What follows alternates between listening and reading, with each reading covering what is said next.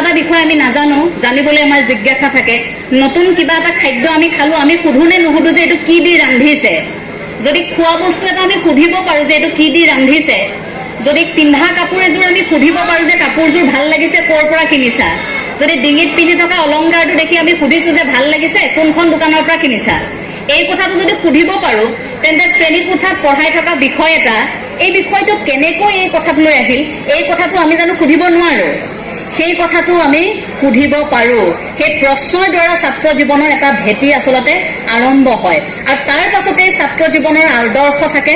আদৰ্শৰ পাছত আপুনি থিৰাং কৰিব লাগিব আপোনাৰ জীৱনৰ এটা লক্ষ্য। মই ইয়াত উপস্থিত থকা জ্যেষ্ঠসকলৰ বক্তৃতা নুশুনিলো, মোৰে আচলতে দুৰ্ভাগ্য। তেখেতলোকে হয়তো খুব সুন্দৰ বিষয়বস্তুৰ ওপৰত কথাখিনি ক'লে, মোৰ খুব দুৰ্ভাগ্য যে মই কথাখিনি নুশুনিলো। তাৰ পাছতো অকণমান আমাৰ নিজৰ অনুভৱ, যিহেতু আপোনালোকতকৈ মই বৰ বেছি বয়সত ডাঙৰ নহয়, গতিকে আপোনালোকক পৰামৰ্শ ইয়াত দি থৈ যাব নোৱাৰো। কেৱল মাত্ৰ আমি শ্ৰেণীকোঠাত যিবোৰ পৰিৱেশ পাইছিলো বা আমাৰ সময়খিনি যেনেকুৱা আছিল, এতিয়া পৰিৱেশটোৰ লগত সেইখিনি অভিজ্ঞতা অকণমান দুই এগৰাকী মহান মনীষীৰ কিছু কথাৰেহে অকণমান আচলতে আপোনালোকৰ লগত আলোচনা কৰিম যে আমি বিচাৰো এনেকুৱা এটা পৰিৱেশ। গতিকে পৰামৰ্শ নহয়, আপোনালোকে কিন্তু এই এঞ্জেলা চাংমাইৰ পৰামৰ্শ বুলি নধৰিব। মই পৰামৰ্শদাতা নহয় দেই, কোনো সমাজ বিশ্লেষিকা এঞ্জেলা চাংমাই নহয়। আপোনালোকৰ মাজৰ এগৰাকী, আপোনাৰ মনটোত থকা কথাষাৰ মোৰ মনতো আছে, সেই কথাষাৰ মাত্ৰ কৈ দিছো। ছাত্ৰ জীৱনৰ এটা লক্ষ্য থকাটো এইবাবে জৰুৰী। যদি আপোনাৰ লক্ষ্যটো নাই, যেনেকৈ মানুহৰ জীৱনটোত এটা লক্ষ্য থাকে নহয়, আপুনি মানুহ হৈছে, মানুহ হোৱাৰ এটা উদ্দেশ্য আছে আপোনাৰ, সেই উদ্দেশ্যৰ দৰে সেইটো সফল কৰিবলৈ হলে আপোনাৰ ছাত্ৰ জীৱনৰ যিটো উদ্দেশ্য, সেইটো আগতে থিৰাং কৰি ল'ব লাগিব। এতিয়া আপোনালোকে কাৰোবাৰ হেঁচাত এই স্কুলখনত নামভৰ্তি কৰিছে নেকি? নিজৰ মনেৰে কৰিছে। ইয়াৰ পাছত আপোনালোকে ক'ত অধ্যয়ন কৰিব, সেই কথাটো আপোনালোকে ভাবি থৈছে নে নাই থোৱা? কোনোৱে ভাবিছে নেকি ইয়াৰ পিছত যে এইখিনি সেই স্কুলখনৰ পাছত আৰু অধ্যয়ন নকৰো, আনুষ্ঠানিক শিক্ষা নলওঁ, তেনেকৈ ভবা কোনোবা আছে নেকি? ভাবিছে নেকি যে আৰু শিক্ষা ল'বলগীয়া নাই, গ্ৰহণ কৰিবলগীয়া নাই, বহুত শিকিলো? তেনেকৈ নিশ্চয় আপোনালোকে ভবা নাই। এই যে এখাপ এখাপকৈ যে আমি চিন্তাবোৰ কৰিছো যে ইয়াৰ পিছত মই মহাবিদ্যালয় যাম, ইয়াৰ পিছত মই বিশ্ববিদ্যালয় যাম, আৰু তাৰ পাছত মই এইটো অধ্যয়ন কৰিম, আৰু এনেকৈ মই অৰ্থনৈতিক স্বাৱলম্বিতা অৱলম্বন কৰিম, বা এনেকৈ মই এদিন মোৰ লক্ষ্যত উপনীত হ'ম, এই কথাবোৰ যে ভাবিছে, এই লক্ষ্যটোত কিন্তু এতিয়া সকলো স্থিৰ হ'ব লাগিব। এই লক্ষ্যটোত যেতিয়ালৈকে আপুনি স্থিৰ নহয়, তেতিয়ালৈকে আপুনি সফলতা অৰ্জন কৰিব নোৱাৰে। ঘাত প্ৰতিঘাত অজস্ৰ থাকিব জীৱনত। আপোনালোকৰো তেনে সমস্যা বহুখিনি আছে, কেতিয়াবা আপোনালোক স্থিৰ নহয়। এতিয়াও অজস্ৰজনে ইয়াত কথা পাতি আছে, বহু কেইগৰাকীয়ে মোবাইল চাই আছে, বহু কেইগৰাকীয়ে তেওঁলোকৰ আটাইতকৈ ব্যস্ত সময়খিনি পাৰ কৰিছে, কিন্তু তেওঁলোক ইয়াতেই বহি আছে, কিন্তু মনটো ইয়াত নাই। সেইকাৰণে কয় যে পৃথিৱীত মনটোক নিয়ন্ত্ৰণ কৰাটো আটাইতকৈ ডাঙৰ কথা। আপোনালোকে যেতিয়ালৈকে নিজৰ মনটোক নিয়ন্ত্ৰণ কৰিব নোৱাৰিব, তেতিয়ালৈকে কোনো কথাই আপোনালোকে অনুভৱ কৰিব নোৱাৰিব বা অনুধাৱন কৰিব নোৱাৰিব। সেই মনটোক অকণমান নিয়ন্ত্ৰণ কৰি এনেকৈ যদি বহি কথাখিনি শুনি আছে, অকণমান সময় মনৰ মাজত সেই কথাখিনি বুজিবলৈ চেষ্টা কৰক। কাৰণ জোৰ কৰি কাকো আমি কেতিয়াও ক'তো একো কথা শুনোৱাব নোৱাৰো। কাৰোবাক জোৰ কৰি পাৰিম নেকি? ইয়াত বহি ঠিকেই মূৰ জোকাৰি থাকিব, কিন্তু মনটো যদি বেলেগ ক'ৰবাত আছে, মই জোৰ কৰি কথা কৈ থাকিলে তেওঁ শুনিব নেকি? নুশুনে।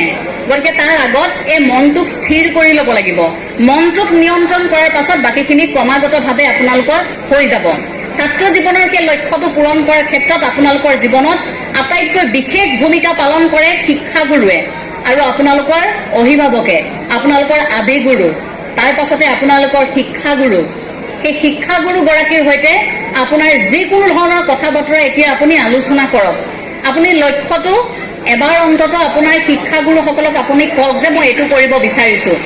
এই যে আমি মেট্ৰিক পাছ কৰাৰ পাছত এতিয়া কলেজত পঢ়িম, কি ছাবজেক্ট ল'ম, সেইখিনিত আপুনি বিবোধিত পৰেনে? কি ছাবজেক্ট ল'লে ভাল হ'ব? মেট্ৰিকৰ পাছত আপুনি হায়াৰ ছেকেণ্ডেৰী নামভৰ্তি কৰিলে, হায়াৰ ছেকেণ্ডেৰীৰ পাছত এতিয়া আপুনি ডিপাৰ্টমেণ্ট কি ল'ব গ্ৰেজুৱেশ্যনত, সেইখিনি সময়ত আপুনি চিন্তাত পৰিলে। আৰু তাৰ পাছত আপুনি আপোনাৰ মন নথকা বিষয় এটা যদি আপোনাৰ পৰিয়ালৰ লোকে, পিতৃ মাতৃয়ে যদি আপোনাক পঢ়িবলৈ দিয়ে, সেই বিষয়টো পঢ়ি আপুনি ভালকৈ কিবা এটা তাৰ পৰা শিকিব পাৰিবনে? আপুনি ঠিকেই চাৰ্টিফিকেটখন পাব, ঠিকেই কথামতে ঘৰৰ হেঁচাত আপুনি পঢ়ি নম্বৰ কেইটামান গোটাব পাৰিব, কিন্তু আপোনাৰ মনৰ কি হয়, হেঁপাহটো পূৰণ নহ'ব।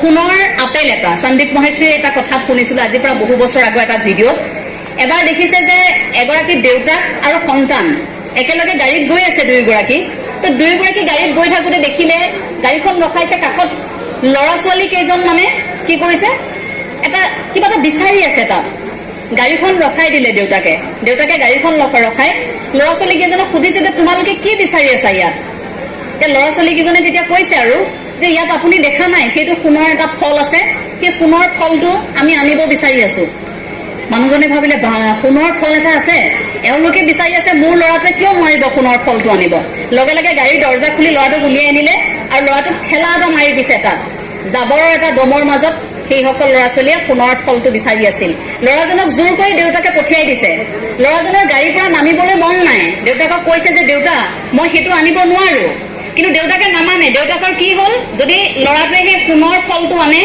তেতিয়াহ'লে ল'ৰাটোৰো লাভ হ'ব আৰু দেউতাকৰো লাভ হ'ব সোণৰ ফল সেইটো বিক্ৰী কৰিব পইচা পাব গতিকে দেউতাকে কি ভাবিলে যে ফলটো মোৰ ল'ৰাই আনিবই লাগিব যদি বেলেগৰ ল'ৰাই বিচাৰি আছে মোৰ ল'ৰাই কিয় নোৱাৰিব ল'ৰাটোক যে ঠেলা মাৰি দিছে ল'ৰাটোৱে পৰা নাই দেখিছে অলপ দেৰিৰ পিছত ল'ৰাটো এটা দ গাঁতত পৰি গৈছে ল'ৰাটোৱে চটফটাই আছে তাৰ পৰা যে দেউতা মোক ইয়াৰ পৰা উলিয়াই নিয়া মই ফলটো আনিব পৰা নাই মোক তুমি প্লিজ ইয়াৰ পৰা মোক উলিয়াই নিয়া বাৰে বাৰে অনুৰোধ কৰিছে দেউতাকক কিন্তু দেউতাকে ভাবিছে বাহানা নামাৰিবি বুলি কৈছে দেউতাকে যে এনেকৈ বহুত ল'ৰা ছোৱালী বিচাৰি আছে তই কিয় পৰা নাই তই পাৰিবই লাগিব তই আনি দে মোক সেইটো যেনেকৈ আমাক কেতিয়াবা মা দেউতাই কয়নে নকয় বেলেগৰ ল'ৰা ছোৱালীয়ে পাৰিছে তই কিয় নোৱাৰিবি কয়নে কি দিয়া নাই তোক আমুকৰ ল'ৰা ছোৱালী এইটো বিচাৰিছে তোক তাতকৈ কি দিয়া নাই ভাল কাপোৰ আনি দিছো আমি যি লাগ বুলি কৈছে তাকে আনি দিছো তাৰ পাছত কিয় পৰা নাই এই কথাটো কয়নে নকয় মা দেউতাই আমাক ঠিক তেনেকৈ সেই দেউতাকগৰাকীয়ে সন্তানক সেই খালটোৰ পৰা তুলি অনা নাই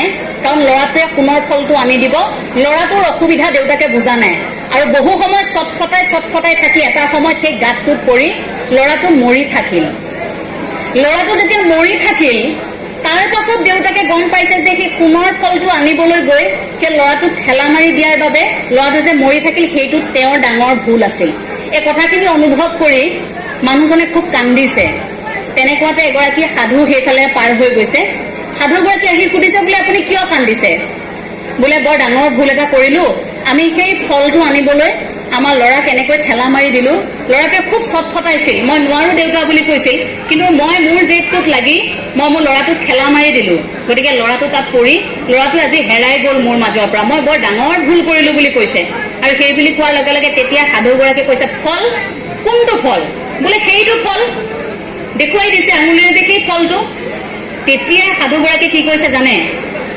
যে আপুনি যিটো ফল দেখুৱাই আছে সেই ফলটো তাত নহয় আপোনাৰ পিছফালৰ গছজোপাতহে আছে অৰ্থাৎ তাৰ প্ৰতিবিম্বটোহে পৰিছিল ইফালে সেই ফলটো ক'ত আছিল সেই কথাটো দেউতাকে নজনাকৈয়ে সেই ল'ৰাটোক সেই গাঁতটোলৈ ঠেলা মাৰি দিলে আমাৰো জীৱনত কেতিয়াবা তেনেকুৱা হয় যে আমি প্ৰকৃততে আমাৰ লক্ষ্যটো কোনখিনিত বা আমি কি বিচাৰিছো সেইটো ঠিৰাং নোহোৱাকৈ আমি সেই কেতিয়াবা ছাঁত গৈ থাকো অৰ্থাৎ প্ৰতিবিম্বত আমি কেতিয়াবা ভুল যাওঁ আমি সেইটোত গুচি যাওঁ এতিয়া আমাৰ উদ্দেশ্য হ'ব যে সেই প্ৰকৃত যিটো লক্ষ্য সেই লক্ষ্যটোলৈ আমি যাব লাগিব নতুবা সেই ল'ৰাজন যেনেকৈ চটফটাই নোহোৱা হৈ গ'ল সেই তেনেকৈ আমিও কেতিয়াবা কাৰোবাৰ হেঁচাত আনৰ সপোন পূৰণ কৰিবলৈ যাওঁতে আমি নোহোৱা হৈ যাম মই ছাত্ৰ ছাত্ৰীসকলক এইবাবেই কওঁ যে আপোনালোকে সমাজলৈ ভয় নকৰিব আপোনালোকে ভয় নকৰিব মানুহে কি ক'ব এই কথাষাৰলৈ যদি ইয়াৰ পাছত আপোনাৰ